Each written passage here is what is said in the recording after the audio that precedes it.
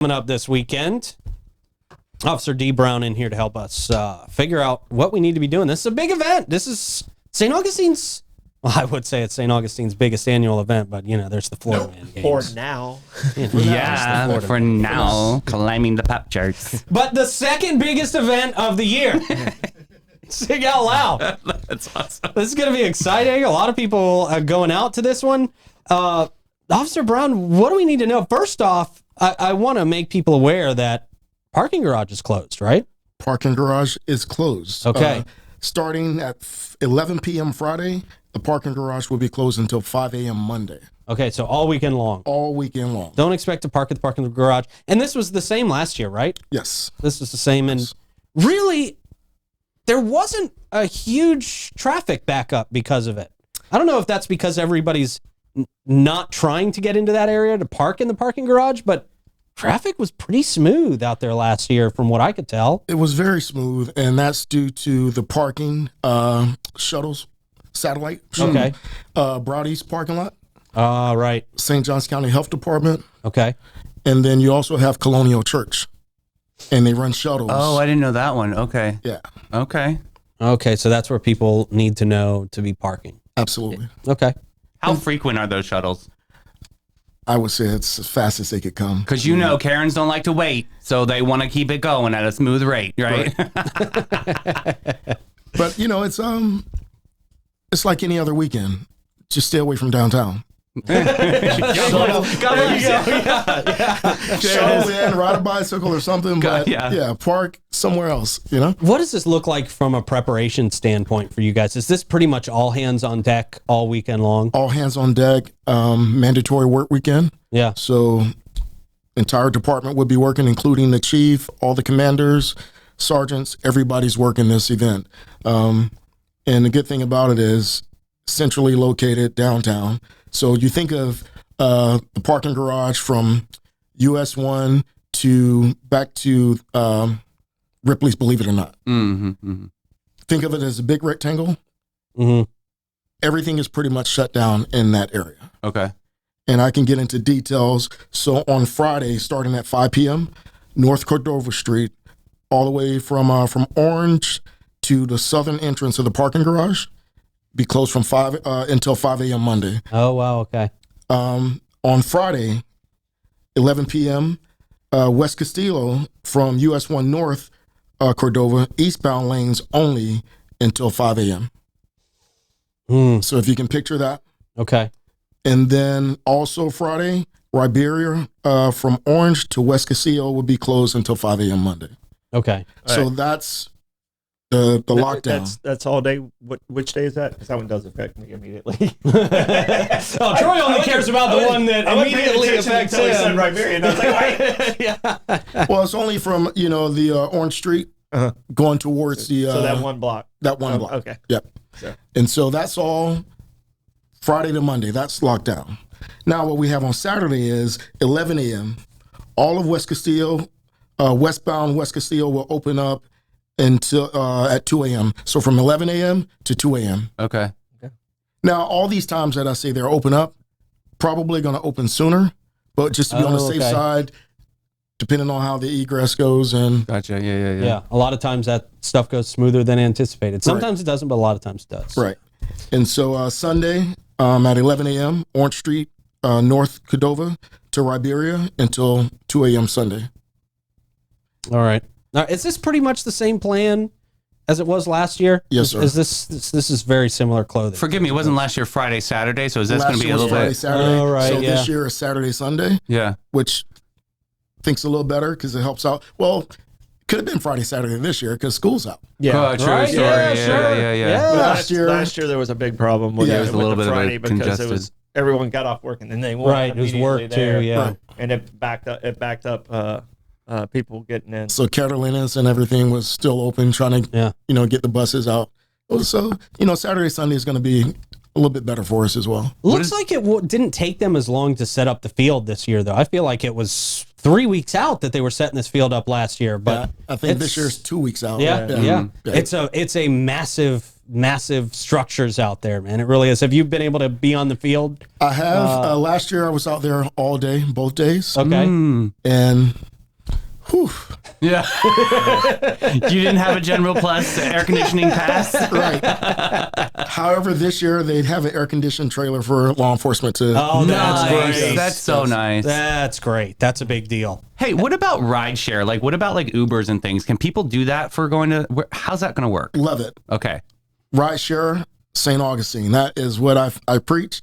It's simple. Just Uber, Lyft, what up, friends, designated drivers. Mm-hmm.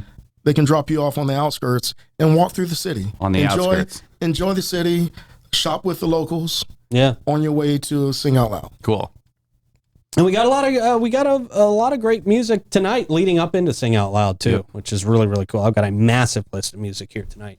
So, is there anybody you're looking forward to seeing out there? Are you going to even get to enjoy the show? Do you guys get to enjoy any of the show, or is it like your head's always on a swivel to make sure? Head's always on a swivel. Yeah.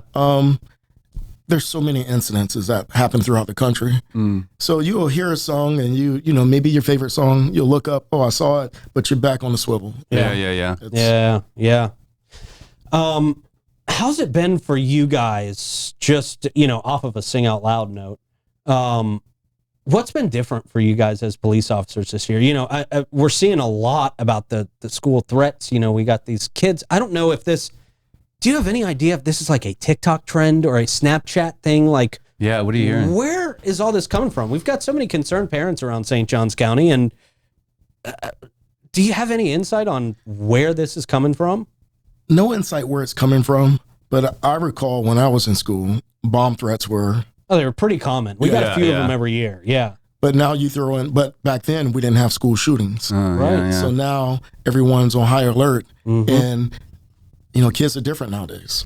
And you got to take every single one of these very, very seriously. Absolutely. I mean, if you don't, it could be catastrophic. Absolutely. So, did you guys have to change up the training for some of these things? The training changes constantly. Yeah. It changes. Even school resource officers, like back in even 4 or 5 years ago, you would normally wait on a partner. Now, first officer there, first officer in.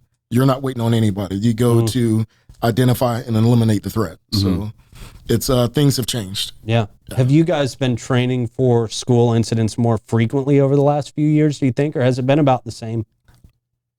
It's been about the same, but different elements have been thrown into the training. So, you know, the active shooter, mental health. You may get a student that's, you know, going through some things, and you got to know how to deal with them and realize that they aren't a threat. So, you know, you throw officers in there and split-second decisions that we have to make. It's pretty intense. Yeah.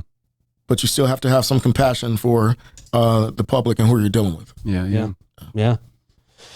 Yeah, man. I just have more and more respect for police officers every single day. What you guys do is so essential, but it's not, you know, people look at police officers and they're like, all these guys do is write tickets all day. And no, this guy's writing you a ticket after he just got done in a potential shootout, after he just got done with a hostage situation. Yeah. And you got to clear your head and be able to calmly interact with your next person that you're interacting with and put all of that aside, man. It's Absolutely. It's an incredible job. I mean, I got all the respect in the world for you guys. Thank you. Major. What else is new? You guys got anything fun coming up at SAPD? You guys got any events? Any of the stuff going on at the fort? What's up with your organization lately? Working on some things, but the next thing that's coming up would be National Night Out. Nice. At the beach. Right. Yeah. To be at the beach pier. All 3 agencies in the county, St. John, St. Augustine Beach, St. Augustine PD, Florida, FWC, Fish and Wildlife, Fire Rescue, City and County.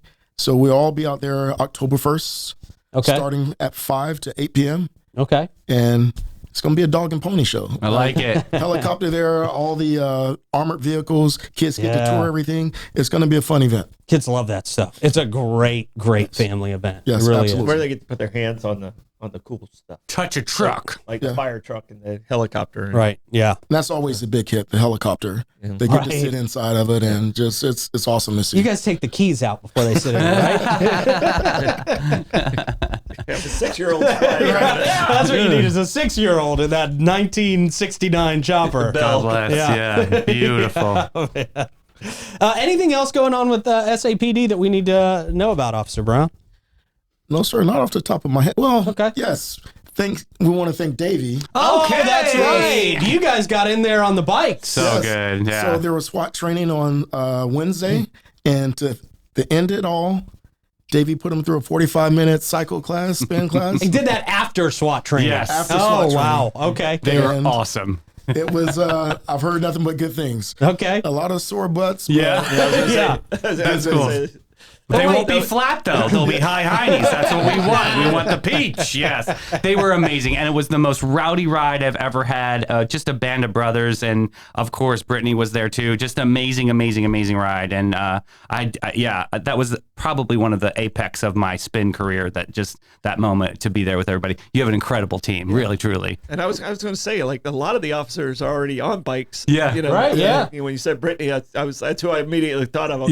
Cycling. So good. It was awesome. She's probably one of the best athletes in town. Oh, there was not a crumb left on that workout. They were great. I have to tell you, your playlist was amazing out here. Wait, good. You here? So does that mean you were too scared to do this? I mean, why were you not there? Full responsibility. I was scared. You're